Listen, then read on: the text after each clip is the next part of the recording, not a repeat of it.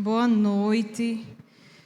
O Senhor me inclinou a trazer uma palavra para nós meditarmos na carta aos Efésios.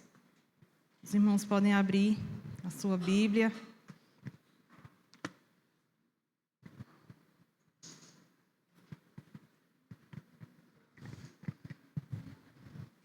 Nós iremos ler 2 versos. Versos 19 e 20 do capítulo 1.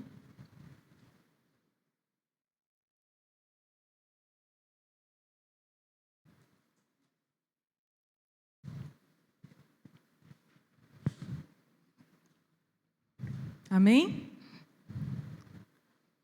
Diz assim: E qual é a suprema grandeza do seu poder sobre nós os que cremos, segundo a eficácia da força do seu poder? Ele exerceu esse poder sobre Cristo, ressuscitando-o dentre os mortos e fazendo-o sentar à sua direita nas regiões celestiais. Amém? Vamos continuar em oração?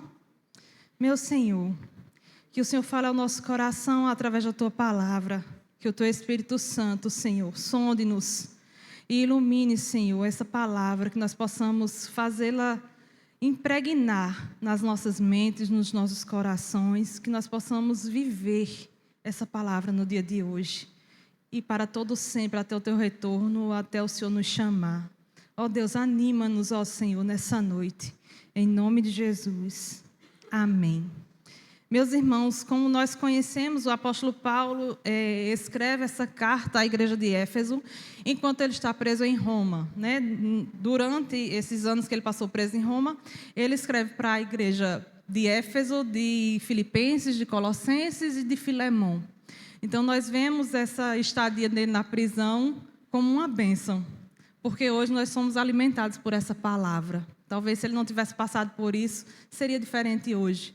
Mas as coisas que acontecem conosco, como aconteceu com o apóstolo Paulo, teve um propósito, né? Então, hoje nós somos alimentados por essa carta, por essas cartas, pelo Evangelho do Senhor Jesus Cristo, que o Senhor cuidadosamente deixou para nós. Na ocasião, o apóstolo Paulo escreve para consolar a igreja. Nós sabemos que a igreja de Éfeso era uma igreja que era oriunda de uma cidade rica, de uma cidade idólatra, né? Havia lá o templo de Diana, como todos nós sabemos, e muito comércio acerca da idolatria, né? Imagens, enfim. Mas quando Paulo escreve essa carta, ele escreve porque ele está preocupado com as consequências de sua prisão. Os irmãos estão preocupados, estão desanimados. Obviamente, o fundador daquela igreja estava preso. E isso trazia tristeza aos seus corações. Traria ao nosso também hoje, se fosse hoje. Porque o maior missionário da época estava preso. Mas as prisões não calaram a voz do apóstolo Paulo. E quando ele escreve para consolar, ele começa a falar sobre as bênçãos de Deus sobre aquela igreja. Em todo o capítulo 1, ele começa descrevendo, né, discorrendo acerca da Trindade, sobre o nosso Deus Trino. No verso 3, ele diz que o Senhor, Deus e Pai do nosso Senhor Jesus Cristo, derramou sobre eles todas as bênçãos espirituais. Isso quer dizer que já aconteceu. Não quer dizer que vai acontecer, que vai ocorrer na vida daquela igreja ou na nossa vida. Já aconteceu. O Senhor já derramou suas bênçãos espirituais sobre as nossas vidas. E ele continua dizendo que o Senhor, Deus Pai, nos escolheu. E o que seria isso, escolher? Né? Nós ouvimos tanto falar, aqui se trata sobre a eleição. Né? Nós não nos elegemos a nós mesmos. O Senhor é que nos elege, o Senhor é que nos escolhe. E essa escolha é deliberada do Senhor. A gente vê aqui algo grandioso da parte de Deus, porque Ele nos escolheu para sermos santos. É isso que em sequência o texto diz. Então cai por terra aquela questão de dizer que se uma vez, né, o Senhor me escolheu, se eu sou salvo, então eu posso viver do jeito que eu quiser. De forma alguma. o Senhor nos escolheu com um propósito de sermos santos. E continuando, ele diz que ele nos predestinou. E qual a diferença de eleger e predestinar? Né? Eleger é a escolha de Deus antes da fundação do mundo. Quer dizer que Deus não vai escrevendo a história no decorrer dela. Ele já escreveu, está consumado. E quando Ele nos predestina, é um destino antecipado que Ele entrega para os seus, que Ele entrega para o seu povo. Todos nós temos esse destino, traçado pelas mãos do autor e consumador da nossa vida. E esse destino, né, Ele continua dizendo que Ele nos predestinou e Ele nos adotou como filhos no amado, em Jesus, na pessoa do Senhor Jesus Cristo. E quando nós somos adotados, a gente sabe que, diante das leis humanas, hoje ainda é assim, nós somos equiparados a um filho natural. Então, nós somos equiparados ao nosso Senhor Jesus Cristo. Somos co-herdeiro com o Senhor Jesus Cristo. E com Ele herdamos todas as coisas. E para Ele somos feitos herança. Olha só. A obra do Senhor resultou em nós, na perspectiva, no anseio de sermos herança desse Deus. E ele continua dizendo que essa obra toda aconteceu em Jesus. Né? O Pai planeja, o Filho executa. E ele executou através da sua vinda, encarnando, vivendo como homem, sofrendo como homem, morrendo como homem, e através do seu sangue precioso, derramado naquela cruz, ele nos proporcionou redenção. Quer dizer que, através do seu sangue, todo e qualquer escrito de dívida que existia sobre nós ou contra nós foi pago na pessoa do Senhor Jesus Cristo. E quando nós falamos sobre isso, a gente às vezes escuta tanto, a gente às vezes lê tanto que parece minimizar o efeito dessa obra. Parece que a gente acostuma. Os nossos ouvidos parecem que se acomodam com isso. E a gente começa a enxergar assim algo como se fosse de menor relevância. Mas não é. Não é. A graça é de graça para nós, mas foi pago um alto preço, como nós cantamos nessa igreja. Um preço que todos nós, morrendo juntos, não poderia pagar. O preço do perfeito, morrendo uma morte de cruz, uma morte que era destinada para os malfeitores. E o nosso Senhor Santo morreu e foi crucificado, foi envergonhado por amor a nós. Ele continua falando sobre essa obra trinitária sobre as nossas vidas. E Paulo continua falando no verso 13, que entra a pessoa aqui do Espírito Santo. A terceira pessoa da Trindade. A terceira, mas não menos importante, o Espírito Santo. Verso 13 ele diz que nós, tanto nós como todos os que ouviram essa palavra, ouvimos a palavra da verdade. E entra aqui a ação do Espírito Santo. Como uma revelação que foi dada a Isaías, a Jeremias, a Joel. Como que o anseio pelo Espírito Santo, antes da vinda do nosso Senhor Jesus Cristo, antes de sua ascensão, causa efeito sobre as nossas vidas. Como é essa ação? Aprove a Deus o Espírito Santo se revelar a nós através da sua palavra. Porque enquanto o Pai planeja, o Filho executa, o Espírito Santo é que traz luz, verdade a essa palavra. A verdade, no que eu quero dizer assim, é a gente entender, vivificar essa palavra em nós. Não apenas com o conhecimento humano, mas aquilo que adentra aos nossos ouvidos é o Espírito Santo que faz descer ao nosso coração e nos transformar de dentro para fora. É incalculável a ação do Espírito Santo sobre as nossas vidas. Aí nós caímos no erro de adorar por excelência ao Deus Pai, adorar por excelência a Jesus Cristo e tratar o Espírito Santo como um consolador apenas. Resumir a ação do Espírito Santo. Eu destaquei aqui alguns textos para nós que falam sobre o Espírito Santo. A gente não precisa abrir para ganharmos tempo. Mas aqui mesmo na carta aos Efésios, no verso 13, no final do verso 13, Paulo diz assim, que aqueles que receberam essa salvação, esse dom da vida eterna, receberam o Espírito Santo como selo. Selo santo, o Espírito Santo da promessa. A promessa que foi dada a Isaías, a Jeremias, a Joel. A promessa que Joel diz no seu livro, né, que no final todos receberão o Espírito, homens e mulheres, ricos e pobres, sem distinção. Obviamente, todos aqueles a quem o Pai se revelar.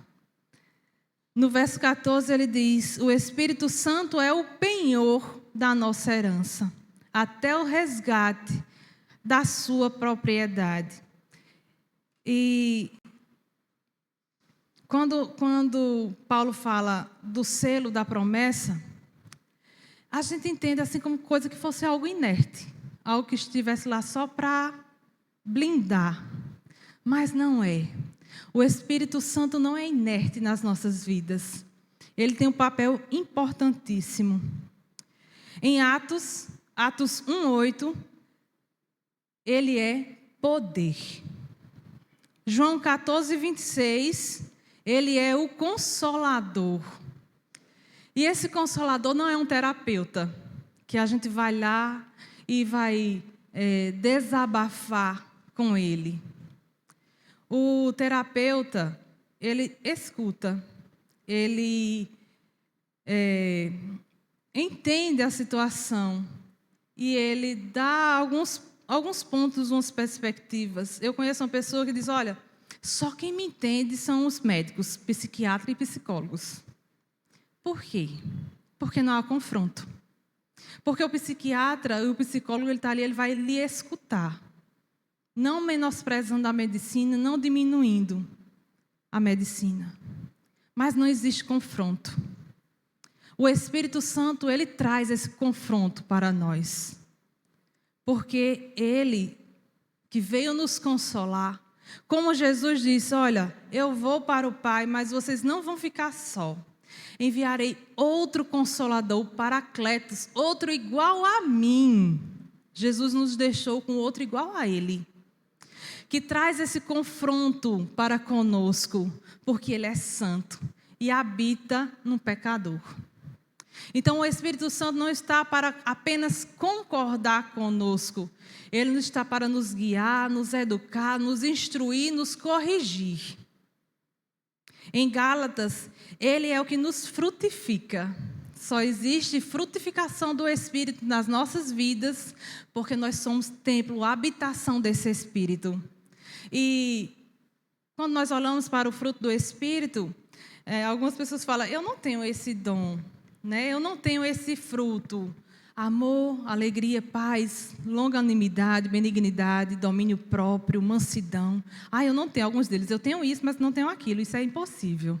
A gente tem alguns desenvolvidos e outros a desenvolver, mas o fruto é um só. E precisa ser manifesto nas nossas vidas, se nós temos esse selo, se nós temos esse consolador, se nós temos esse penhor da nossa herança. Em Romanos 8:26, ele nos ajuda nas fraquezas. O Espírito Santo, ele nos ajuda nas fraquezas. Irmãos, como a gente tem vivido dias difíceis, dias de enfermidades, de contratempos, mas ele nos ajuda nas fraquezas. João 16:8, ele nos convence do pecado, da justiça e do juízo. Então, quando nós temos o Espírito, esse selo, a terceira pessoa da Trindade habitando em nós, ele nos convence do pecado. Não tem como nós andarmos em pecado, pecando constantemente e não sermos convencidos de que estamos errados. Não tem como nós termos o Espírito Santo intercedendo por nós e não conhecermos a justiça do nosso Deus e nem o juízo que espera toda a humanidade. Então, meus amados, olhemos para o Espírito Santo como nós olhamos para Deus Pai, Deus Filho, porque eles têm a mesma essência. Eles têm o mesmo poder sobre as nossas vidas. Quando Paulo termina de evidenciar a Trindade, ele começa uma oração, que é a partir do verso 15. E nessa oração ele pede para que os efésios, eles sejam cheios, né? Para que Deus conceda a eles sabedoria e revelação do pleno conhecimento de Deus. Amados, a igreja de Éfeso já era uma igreja abundante em fé e em amor. Mas mesmo assim, Paulo ora para que aquele povo seja cheio do pleno conhecimento de Deus. Esse é o desejo de Deus para nós também, para que nós possamos entender a esperança da nossa vocação. Para que nós fomos chamados? Para que eu fui chamada? Para que você foi chamado? Se Deus quisesse apenas nos salvar, Ele já teria salvo e nos levado, mas nós ficamos aqui com um propósito. E todos nós temos um propósito. Nós começamos agora a meditar no verso que nós lemos no início, verso 19. E parece redundante, parece que Paulo está falando a mesma coisa repetidamente, mas é para que nós entendamos a grandeza desse poder sobre as nossas vidas. Para que nós entendamos a profundidade de ter o Espírito Santo nas nossas vidas. No verso 19 ele diz: qual é a suprema grandeza? Duas palavras que indicam coisas assim, que excedem uma medida. É algo excedente, que ultrapassa. E indica algo a ser compreendido de uma forma profunda. Por isso que Paulo traz essas palavras que parecem ser repetidas, para que as nossas mentes limitadas possam um pouco despertar para entender o tamanho desse poder que habita em nós, dentro das nossas limitações. Ele continua dizendo: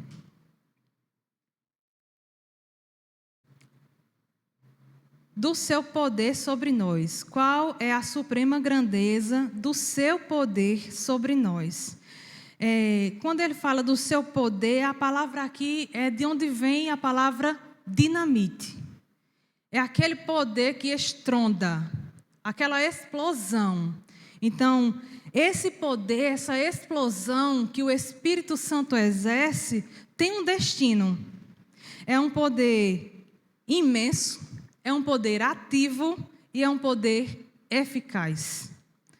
E ele atua em um público-alvo. Esse público-alvo somos nós, os que cremos. E ele continua falando isso no verso. E os que cremos quer dizer aquele que exerce uma fé contínua. Um povo escolhido, não é sobre todos, irmãos. O Espírito Santo não age dessa forma sobre todos, age sobre a vida da igreja, daqueles que foram escolhidos por Deus, alcançados pelo sangue do Senhor Jesus Cristo. Aqueles que se esmeram para dia após dia obedecer a seu Criador. No decorrer do texto ele diz: segundo a eficácia da força do seu poder. Mais 3 palavras: segundo a eficácia, a força e poder. Essa sequência de palavras, ela indica algo que funciona, algo que evidencia, algo que age, algo que produz um resultado, pela autoridade do poder do Espírito. Ele é eficaz, ele é força e ele é poder. Esse poder ele continua sendo manifesto. Não foi só na igreja primitiva, não foi só no tempo dos nossos pais, na fé. Esse poder, ele continua hoje, é o mesmo, é perene. Ele transcende tempos e tempos. Ele transcende até chegar a nós e a tantos quanto ainda vão ouvir falar dessa palavra. O poder de Deus, ele é imutável. E quando eu falo sobre isso, eu estou falando sobre o Deus Trino. O poder do Espírito. Aí nós podemos pensar assim, não, mas se tem predestinado, se tem escolhido, para que eu vou pregar? Aprove ao Senhor que esse evangelho fosse manifesto e vivificado pelo Espírito Santo através da pregação da palavra. E eu e você não sabemos quais são aqueles que um dia o Senhor chamou e escolheu, mas o Espírito Santo sabe. Por isso que entra a nossa responsabilidade de pregar a palavra a tempo e a fora de tempo. Porque ouvindo a palavra, onde nós alcançamos humanamente, é o Espírito Santo que vai fazer a obra. No verso 20, ele diz assim, ele exerceu esse poder em Cristo, ressuscitando dentre os mortos. E aqui refere-se à autoridade do Espírito Santo de Deus sobre a morte, sobre o pecado, sobre o mundo espiritual. Aí nós lembramos daquele verso que diz, onde está a morte, a tua vitória? Irmãos, se a gente pensar num corpo morto, em decomposição, onde ali está tudo acontecendo, nosso espírito não está mais no corpo, mas ali tem muitos seres vivos habitando, muitas bactérias, muitos fungos. Um corpo que 3 dias está ali sem vida, onde começa a inchar, começa a mudar de cor, a pele começa a se desprender, os líquidos que habitam no nosso corpo começam a querer sair. E foi assim que aconteceu quando o Espírito Santo agiu, ressuscitando o Senhor Jesus Cristo.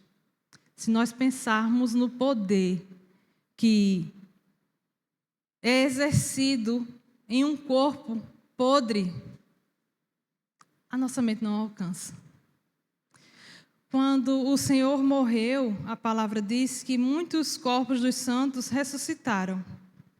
E não fala nem de quanto tempo isso aconteceu. Mas o Deus que dá vida, Ele é capaz de trazer à existência aquilo que já não existia.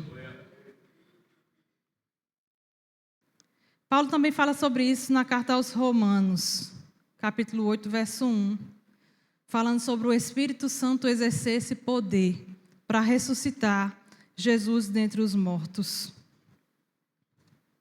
E ele continua dizendo, fazendo-o assentar à direita de Deus Pai, nas mansões, nas regiões celestiais. Meus irmãos, o Espírito Santo não apenas exerceu poder, tirando Jesus, ressuscitando Jesus de entre os mortos, mas ele fez algo que não vai acontecer com mais ninguém. Ele entronizou Jesus Cristo. Ele ergueu a mais alta dimensão espiritual, onde não tem mais ninguém acima dele. E igualmente a ele, só a Trindade. Deus Pai, Deus Filho e Deus Espírito Santo. E abaixo dele, todo principado, toda potestade, todos os anjos, toda a criação. Quer dizer que o Espírito Santo, o Deus Trino, elevou o Senhor Jesus Cristo ao mais alto lugar, porque Ele executou fielmente toda a sua obra. Meus irmãos, nós não podemos nos conformar apenas em conhecer, de ouvir falar, em conhecer, de ter um conhecimento intelectual, racional, humano. Nós precisamos experimentar esse poder nas nossas vidas. nós temos esse selo. Nós temos o Espírito habitando em nós. E nós não podemos nos conformar apenas a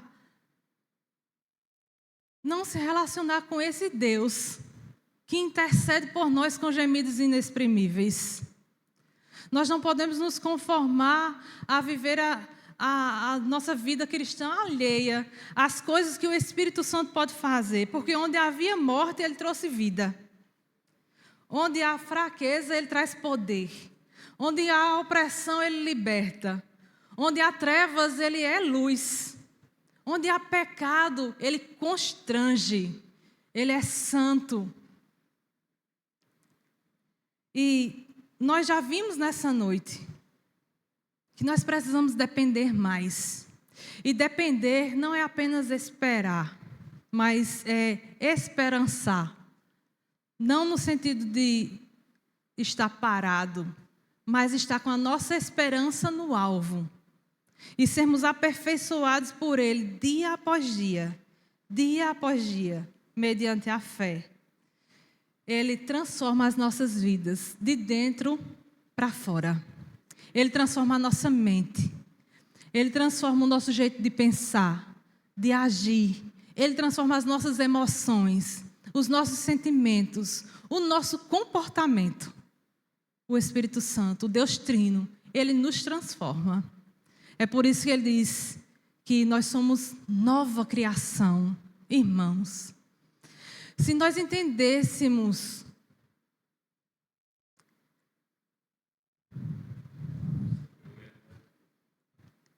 o amor de Deus sobre as nossas vidas, o poder de Deus sobre as nossas vidas, nós agradeceríamos mais, nós estaríamos mais contentes, nós viveríamos uma vida de contentamento, plenamente. Porque nada nesse mundo se compara a ter um relacionamento com esse Deus. Não existe saúde perfeita, não existe família perfeita, não existe bens materiais que possam simplesmente se equiparar a ter um relacionamento com esse Deus. Nós podemos ter todas essas coisas como o rei Davi teve. Ele teve toda a riqueza que ele poderia ter. Ele teve todas as mulheres que ele poderia ter. Mas, no fim, ele diz que bem-aventurado é aquele que não é achado com pecado diante de Deus. Bem-aventurado é aquele que tem a sua vida transformada pelo poder desse Deus. Meus irmãos, tudo que nós passamos é rápido. Mas se nós passamos com Cristo, se nós passamos com esse poder nas nossas vidas, isso muda. Porque não há companhia melhor do que a do Espírito Santo nas nossas vidas. A gente não sabe nem orar, e a palavra diz que Ele ora por nós com gemidos inexprimíveis, assim como o Senhor Jesus Cristo orou por nós. Então, meus amados, que nessa noite a gente possa desejar ardentemente, ansiando ter experiências com esse Deus Trino. Nossas vidas nunca mais serão as mesmas. Porque uma coisa é ouvirmos falar sobre esse Deus, e outra coisa é experimentar esse Deus agindo por nós. Meus irmãos, o Senhor nos ama tanto,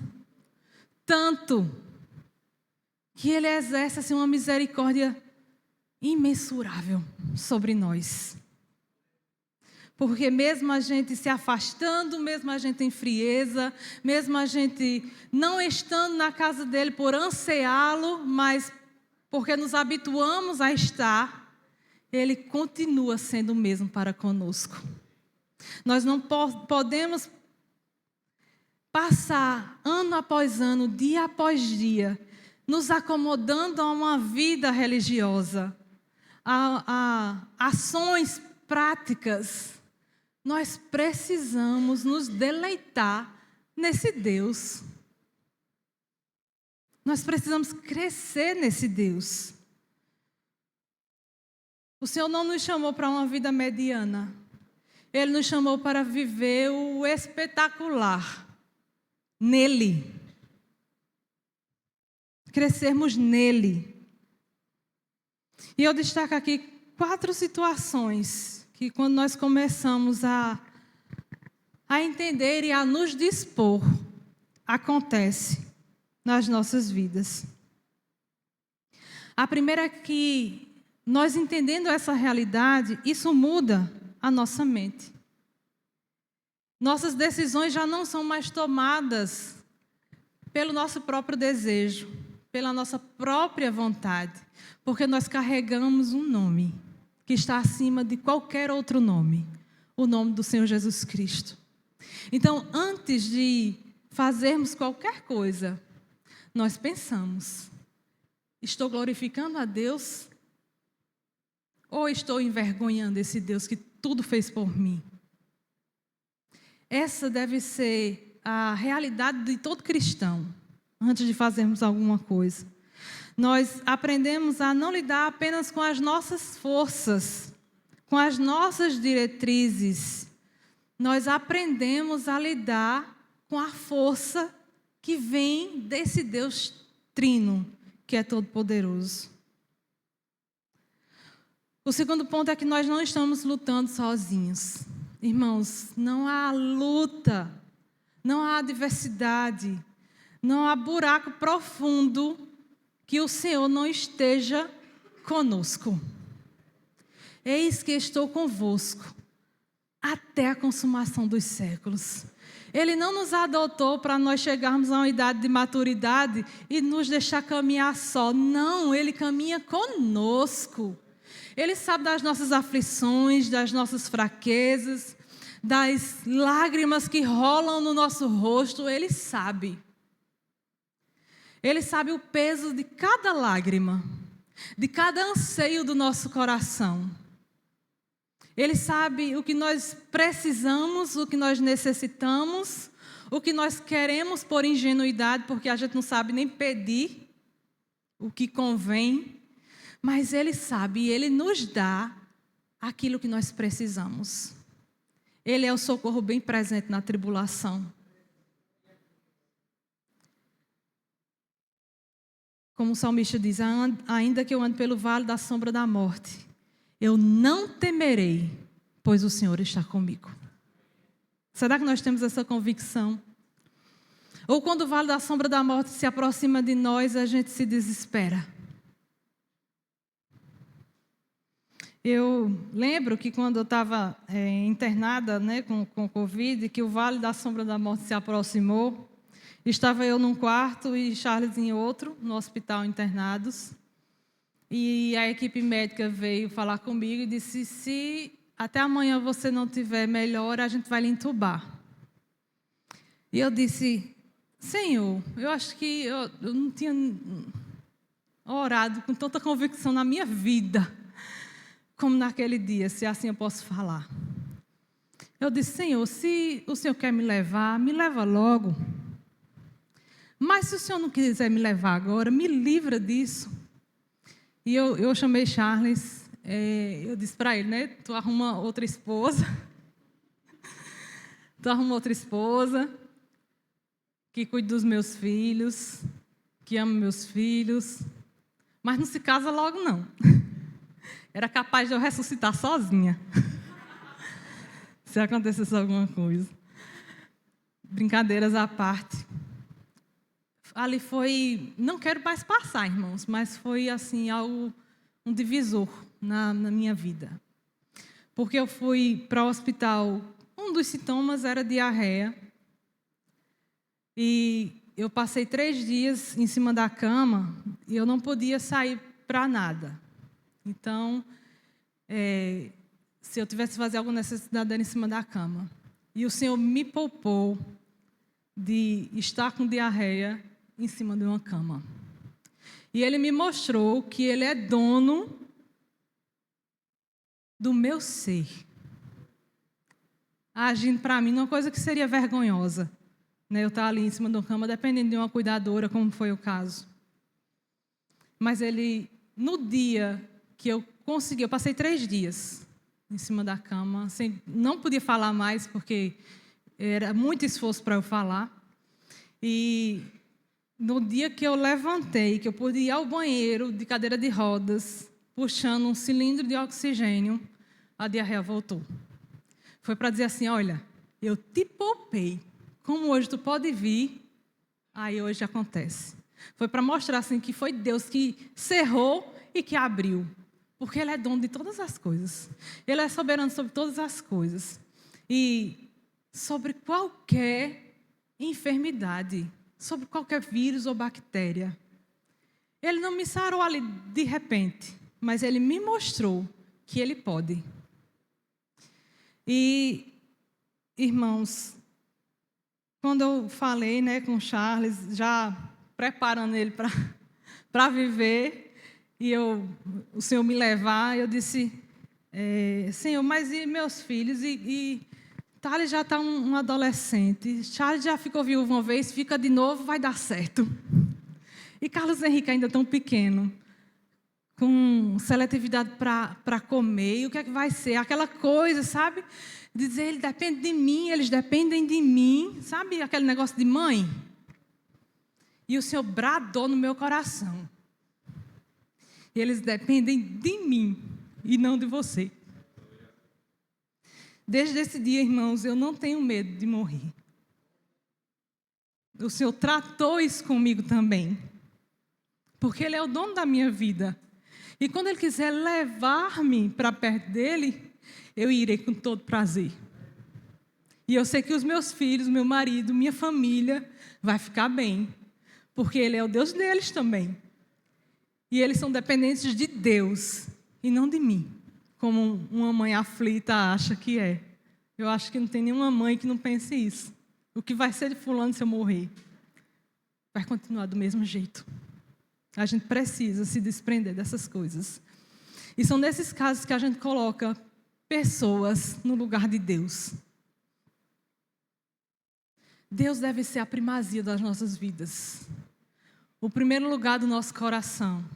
O primeiro pensamento do dia deve ser o Senhor. A gente tem que se relacionar com Deus não com conta-gotas, mas como um enchente derramando águas ali. E se banhando e se deleitando no Senhor. Esse deve ser o nosso relacionamento com esse Deus que tudo fez por nós. Se existe uma pessoa passiva, essa pessoa somos nós. Mas Deus já executou tudo. E esse é justamente o outro ponto. Não podemos viver uma vida passiva. O Evangelho é fé em ação. Licença.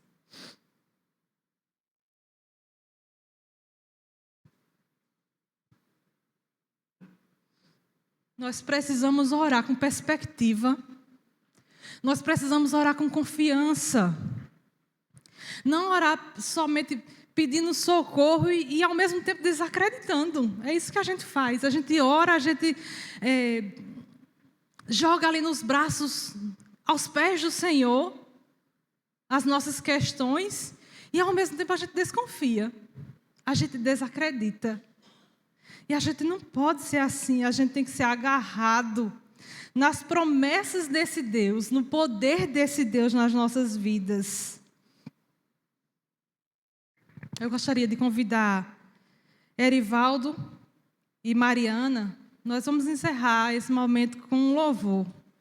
Enquanto eu concluo, ele vai se ajeitando.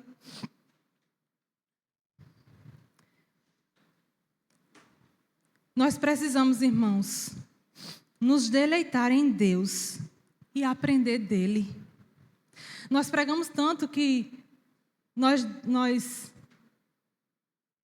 dependemos, que a gente não viva ansioso, foi dito nesta noite, que a gente não viva buscando com as nossas próprias mãos. Nós precisamos aprender a descansar nesse Deus.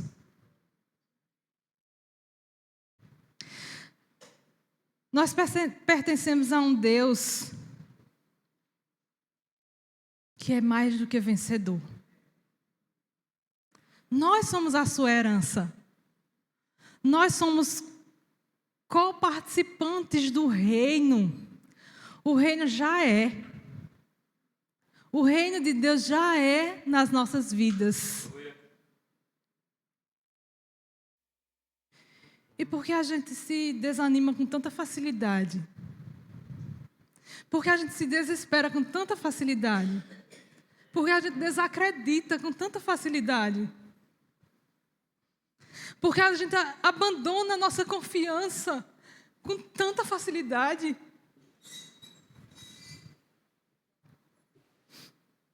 Ah, irmãos, nós não somos vencedores por nós mesmos. Porque Deus nos deu intelecto, deu força para o nosso braço, para nós granjearmos o pão de cada dia. Mas nós somos vitoriosos, porque Cristo venceu por nós. Quando o nosso Deus ouve a nossa oração, não ouve porque nós somos merecedores, não é meritocracia. É um filtro chamado Jesus Cristo. É uma pessoa habitando em nós, intercedendo por nós. Deus não olha para nós e vê, olha Fernanda que eu salvei, olha Charles que eu salvei. Ele olha e vê Cristo, o perfeito, aquele que verteu o seu sangue para nos dar vida. E na perfeição de Deus, Ele se compadece de nós. E na perfeição de Deus, Ele entende que somos meninos aos seus olhos. Por mais idade que nós tenhamos, por mais maturidade que nós tenhamos, nós somos meninos aos olhos do Senhor. Não sabemos orar, não sabemos pedir, não sabemos nos comportar, não sabemos nem crer como convém. Meus irmãos, vamos pedir ao Senhor nessa noite que transforme isso no nosso ser. Que escancare assim aos nossos olhos que Ele é Deus conosco, o Emanuel, e que nós dependemos dEle, e que nenhum filho depende da mãe ou do pai, depende dEle. Ele já tem o nosso destino traçado, Ele já tem os nossos dias contados, Ele já tem tudo em seu perfeito plano. Vamos ficar de pé? Vamos encerrar cantando ao Senhor, louvando ao Senhor, entregando nosso ser. Esse louvor não é tão novo, mas ele tem feito parte da minha vida desde o ano passado.